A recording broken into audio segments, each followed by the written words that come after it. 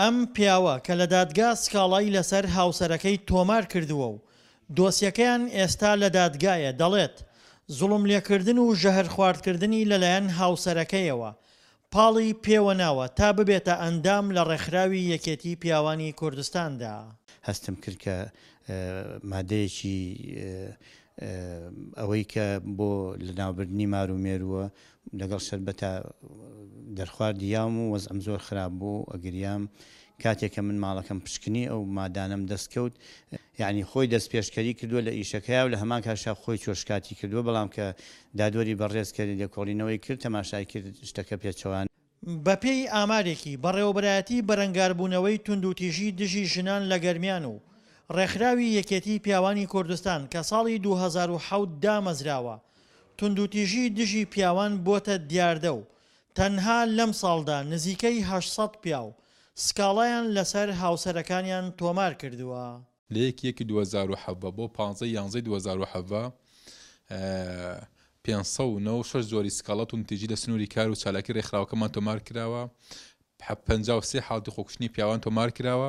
زائد 6 حاڵەتی خۆکوژنی پیاوان لەلایەن ژنان بە هاوکاری کەسانی تر تۆمار کراوە. دەنگ هەڵبڕینی پیاوان لە بەرامبەر هاوسەرەکانیان لە کاتێکدایە لە ڕابردوودا کولتور و دابوونەریتی کۆمەڵایەتی ڕێگر بووە لە دەرچوونی کێشە خێزانیەکان بۆ دەرەوەی خێزان، بە تایبەت کە سکاڵا تۆمارکردنی پیاوان بە عیبە و بێدەسەڵاتی لێی ڕوانراوە. پێشتر ئەوەی کە بەدیمان ئەکرد بە تەنها ڕەگەزی مێینە سکاڵایان تۆمارە کرد بۆ کێشە خێزانەکان و دیارە وەکو دابوونەریتێکی کۆمەڵایەتی کۆن پێیان ئەیبووە کەوابێن سکاڵاکانیان وەکو ڕەگەزی نێرینە تۆمار بکەن، بەڵام ئێستا لە دوای ئەو پێشکەوتنەوە هۆشیاریە کە لە ناو کۆمەلگای ئێمە بەرەو پێش ڕۆشتووە، ئەبینین کە ڕەگەزی نێرینەش بۆ یەکلاکردنەوەی کێشە و گیر و گرفتەکانیان لە ناو خێزانەکانی خۆیان ڕوئەکەن لە بەڕێوەبەرایەتیەکان و نووسینگەکانی بەرەنگاربوونەوەی توندوتیژی خێزانی. کاتێک ئێمە کاڵین داوای یەکسانی ئەکەین بەرەو پێشچوونی کۆمەلگاکەن، کاتێک یاسای توندوتیژی خێزانی ئەنووسێتەوە بێگومان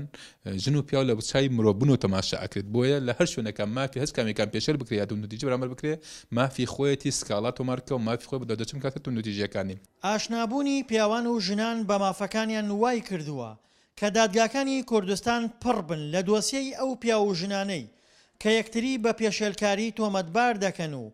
یەکتری پەلکێشی بەردەم یاسا دەکەن. دڵشاد ئەنوەر، دەنگی ئەمریکا، پارێزگای کەرکووک.